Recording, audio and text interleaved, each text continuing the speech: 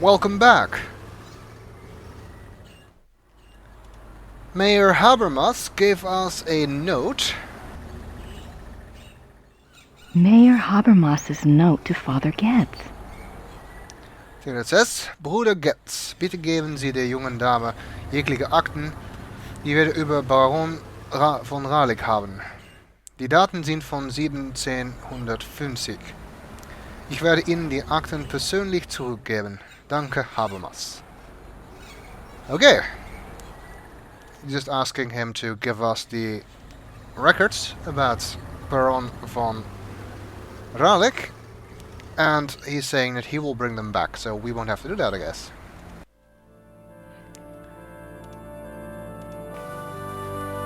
Entschuldigen Sie bitte. Ja. Das hier ist von Herrn Habermas. Einen Moment bitte.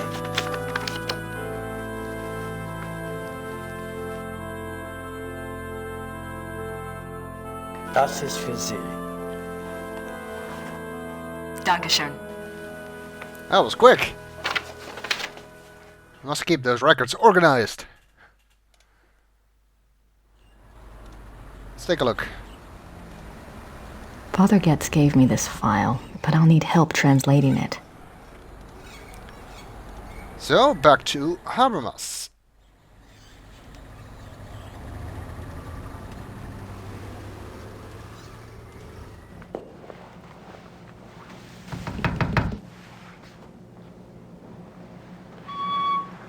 Hello again. Did you need something else? I have the church file. Excellent. Let me see it.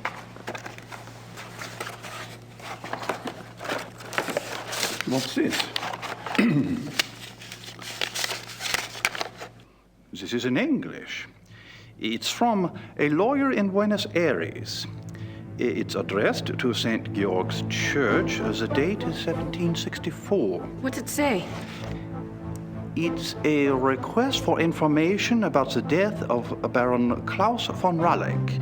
It says it's for the family. I assume someone answered it. Curious? What? The seal on the envelope. A wolf? Black Wolf. Okay. The last confession. The Ralik family took the symbol of a black wolf to represent their great skill at the hunt. Let me see. Klaus von Ralik says that he lived up to the family symbol too well. His friends nicknamed him the Black Wolf, but he confessed it was more because he was prideful and treated his villagers and women very badly. He was much feared. The Baron confesses that a life of sin brought the werewolf curse upon him. Listen to this. A gypsy camp, Hungarians, came to Alfing one day. He wanted one of their young women. He had her brought to his castle by force, and there he... Raped her? Raped her, yes. He intended to release her, but before he did, the girl killed herself.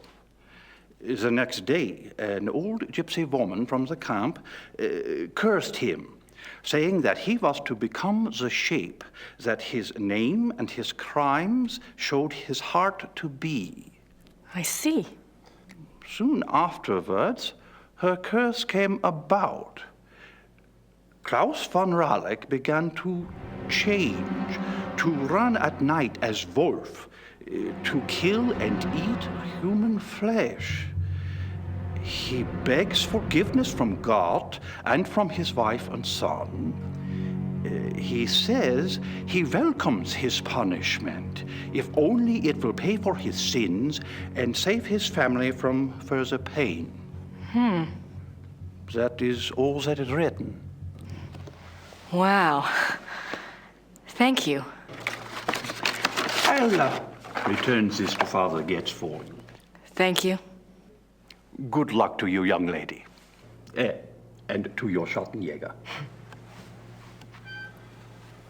Damn gypsies, never think things through, do they?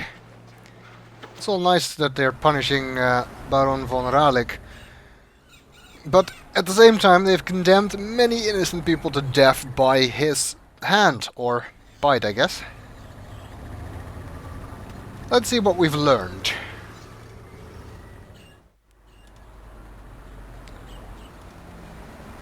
Rathaus records. The Black Wolf caught in 1750 was brought to Rittersberg in order to give it time to regain its human form. They wanted to identify it. Rathaus records. The wolf was kept in the Rathaus dungeon. Rathaus records. The werewolf was tried and sentenced to death. He died in town. Which makes it unlikely that the Black Wolf from 1864 is the same one, even though we now know that this wolf was also called the Black Wolf. Maybe they're related? The letter did seem to suggest that Baron von Ralik had relatives in Brazil. Rathaus records. The Black Wolf that was brought to Rittersberg did transform back into a man. He was identified as Baron von Ralik from Alfing. St. George's Church records gives Baron von Ralik's last confession. Says before he became a werewolf, he was a real SOB and was nicknamed the Black Wolf. Also had a black wolf on the von Ralik coat of arms. Says he became a werewolf when cursed by a gypsy to live up to his name. Am I going crazy? The Black Wolf is who Christian Ritter was warning Ludwig II about. But that was 1864 and von Ralik died here in 1750? Do all werewolves call themselves that? Definitely need to find out more about the 1864 Black Wolf if possible. That was not here, so the town records will not know anything about that. Maybe our investigations into Ludwig will turn something up.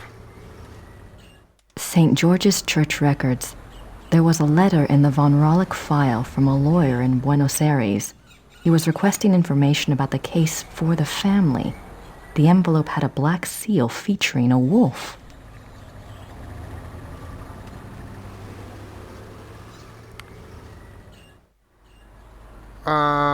That's still the same entry as before.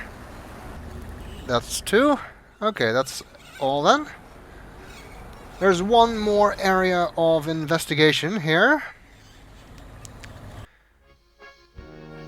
For Ludwig, because Huber has this kind of royal-looking figure hanging on the wall, so maybe he knows something about Bavarian kings.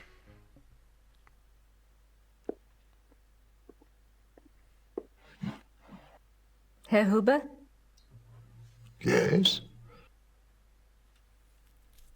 This is, by the way, kind of ignorant. When I was playing this for the game for the first time, I was not quite so logical about the reason to talk to Huber again, being that he might know about Ludwig because of the pictures. It's more just something you would find out by repeatedly talking to everyone, which in the course of an adventure game you would normally do. Do you know anything about King Ludwig II? Of course. Everybody knows about Ludwig. He was the last true king Bavaria had. Why do you think I hang his portrait? Eh? Or that article on the wall? Eh? Do you know what that is? That is from the Munich newspaper the day after the king died. My great-grandfather saved it. It has been handed down to every first son. That is what Bavarians think of Ludwig.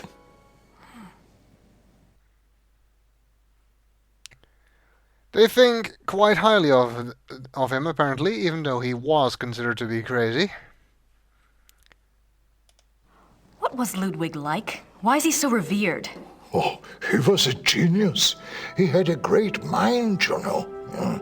He built castles, is what he did, and kept on building them until they killed him. Who killed him? Them, those politicians. They said he was crazy. Got a doctor to sign some papers. They arrested him. Then what happened? What do you think? They killed him. Oh, they said it was suicide. But me, I don't believe that. It was murder.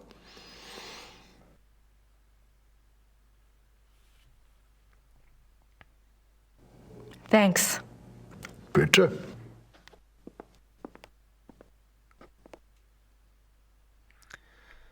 Most of what you hear about Ludwig in this game is historically accurate, although, as you'll find later, not everything. He's certainly known for building castles, which is why he became known as the Fairy Tale King. I think we get different descriptions for the pictures now that Grace knows who it is. Ludwig II. He looks like he was in his 30s when this one was painted.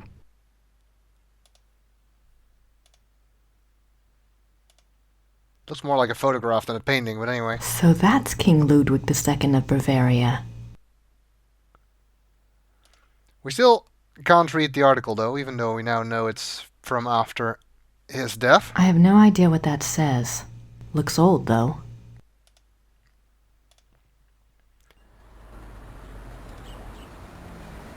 Anyway, I think we know enough to write a letter to Gabriel. Schloss Ritter. I meant to click on the entrance. I don't have anything to say to her right now. Didn't think so. Wanted to try anyway.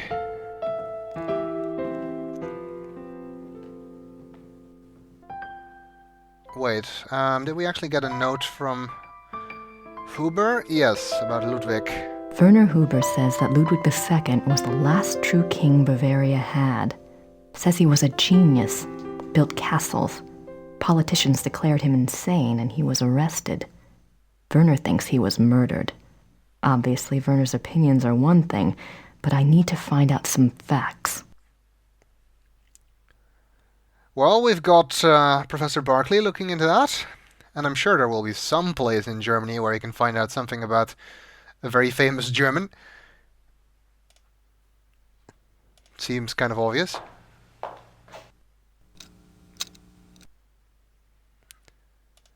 Alright, we can use a typewriter to write a letter to Gabriel. It's another thing I like, that Grace and Gabriel are keeping in contact this way, even though the timing of it makes no sense. Because this letter is going to arrive when Gabriel wakes up, and that's the next day from when he posted the letter to Grace. So how did Grace get the letter, get to Germany, do all this, then write a letter back, then get that letter back to Munich within one night? All right, Knight, I've got your research.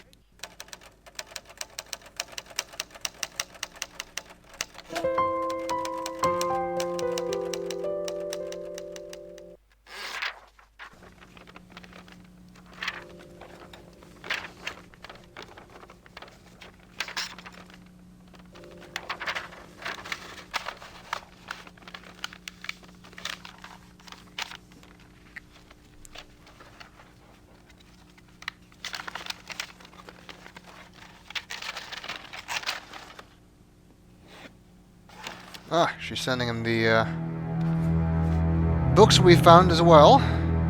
I guess that's a smart thing to do.